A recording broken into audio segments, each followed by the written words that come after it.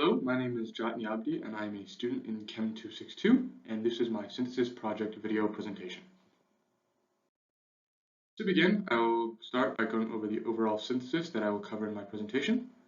The starting materials for this synthesis are quinone and methyl cyanoacetate, and through several different steps that will be elaborated upon in this presentation, the BDF compound seen here on the right can be synthesized.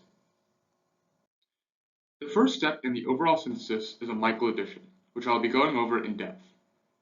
The Michael addition begins via the creation of a strong nucleophile, which in this case can be derived from the methyl cyanoacetate molecule, which was one of our two starting materials circled here. The strong nucleophile can be created because of the existence of these alpha hydrogens, which are slightly acidic in nature because of the ketone functional group located one carbon over. The molecule can be deprotonated because of the slightly acidic nature of these hydrogens by a weak base, which in this case was done using an ammonia molecule. After deprotonating the molecule, a strong nucleophile can be created because of the lone pair left over on the alpha carbon. After this nucleophile has been created, it can react with quinone, the other starting material, via a 1,4 Michael addition, as seen by the curved arrow notation here.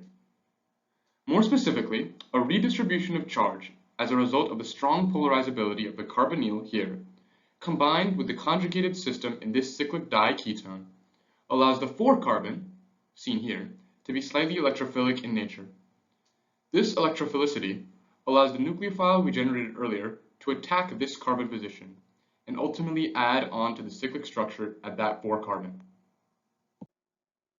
The next step in the Michael addition involves the oxygen molecule reprotonating here, taking a proton from the ammonium ion that we created when we generated our nucleophile. After reprotonating, an enol functional group can be created, and via a keto-enol tautomerization, a ketone is regenerated in the process, finishing the Michael addition.